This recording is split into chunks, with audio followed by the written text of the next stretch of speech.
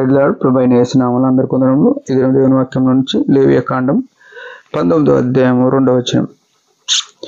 మీరు పరిశుద్ధులై ఉండవలెను, మీ దేవుడనైన యెహోవానగు నేను పరిశుద్ధుడనై ఉన్నాను. ప్రేమైన వాళ్ళారా, ఇక్కడ చూసినట్టయితే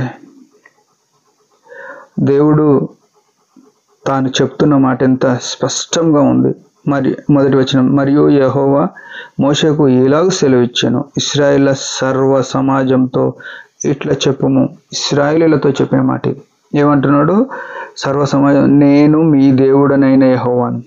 దేవుడు అనే మాట ఏంటంటే సృష్టికర్త, ప్రతిదానికి సృష్టికర్త. భూమికి, ఆకాశానికి, కనబడుతున్న సృష్టి, కనిపించిన సృష్టికంతా కూడా ఆయన సృష్టికర్త. మనకు సృష్టికర్త ఆయనను గుర్తుపెట్టుకోవాలి.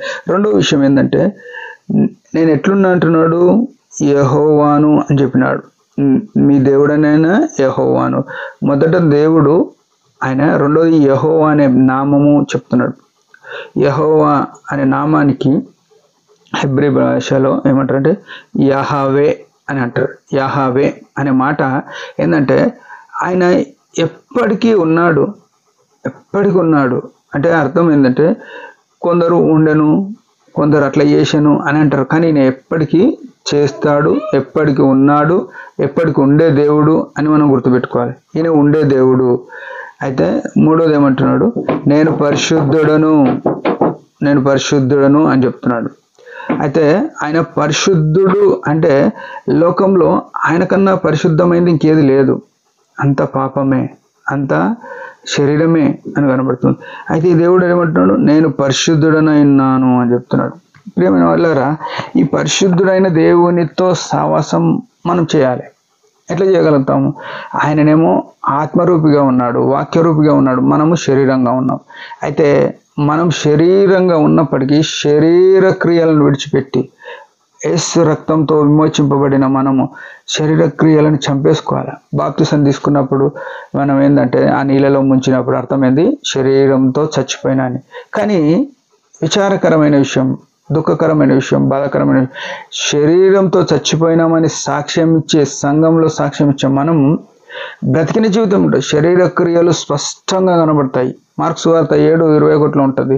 దురాలోచనలు, అసూయలు, క్రోధములు, కక్షలు, భేదములు, విమతములు, కామవికారము, అహంభావము, అవివేకము, ఇట్లా చూసుకుంటూ పోతే చాలా ఉన్నాయి. గలతీ 5:17 చూస్తే ఇవన్నీ ఎక్కడ ఉన్నాయంటే బాప్తిసం తీసుకున్న వాళ్ళకు ఉన్నాయి, సంఘంలో సేవ చేసే వాళ్ళకు ఉన్నాయి, దేవుని సంఘం పెద్దలుగా ఉన్న వారికి ఉన్నాయి, పరిచర్య చేసే వాళ్ళకు ఉన్నాయి, విశ్వాసులము ఎప్పటి నుంచో మేము విశ్వాసంలో ఉన్న వారికి ఉన్నాయి. ఇవన్నీ ఉన్నప్పుడు ఆయనతో మనం ఎట్లుంటాం? దేవుడు మనతో లేనప్పుడు, మనము ఆయనతో లేనప్పుడు మనకు ఆయనకి ఏం సంబంధం ఉంటుంది? ఆయన ఏమంటాడు? లేవి గ్రంథంలో రాస్తాడేమంటే, నేను వారి మధ్య ఉన్నట్లు నాకు ఒక పరిశుద్ధ స్థలము నిర్మింపవలెను అని చెప్తాడు. ప్రియమైన వాళ్ళారా, మనం పరిశుద్ధంగా లేకపోతే ఆయన ఉండడు మనతోటి. ఆయన ఉన్నప్పుడు సరే ఆయన ఉన్నాడని చెప్పుకునే మనము, మన మాటలు ఎట్లుంటాయి, మన చూపులు ఎట్లుంటాయి, మన యోచనలు ఎట్లుంటాయి, మనం చేసే పనులు ఎట్లుంటాయి, మనం నడిచే నడికి ఎట్లుంటుంది? ఆయన వలె మీరు క్రీస్తుని పోలి నడుచుకోవాలని 1 కొరింథీయులు 11 అపొస్తలుడైన పౌలు ఎంతో స్పష్టంగా చెప్పినాడు. నేను క్రీస్తులాగా నడుచుకున్నాను, మీరు నన్ను పోలి నడుచుకోవాలని చెప్పినాడు. ప్రియమైన వాళ్ళారా, ఆయన పరిశుద్ధుడు, ఆయన వలె మనము, ఆయన నీతిమంతుడు, ఆయన వలె మనం శరీరం చనిపోయిన వారం, శరీరం చంపబడిన స్థితి, ఆత్మ జీవింపజేయ స్థితి ఉంది. ఆత్మ కార్యములతోనే మనం నడవాలి. కానీ శరీరం ఒకవేళ నడుస్తుంటే అవి విడిచిపెట్టుకోకపోతే మనం పొందేది ఏం లేదు, పోయేదే ఉంది, నష్టమే ఏముంటుంది?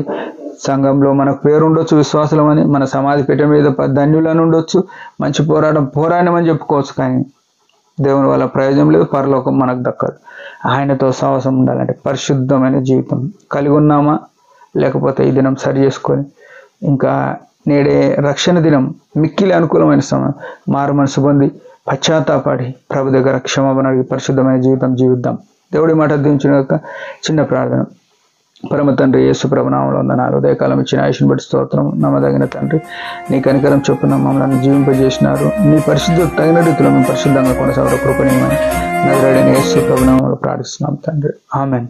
మీరందరి పరిచర్య గురించి భారంగా ప్రార్థన చేయండి. Praise the lord.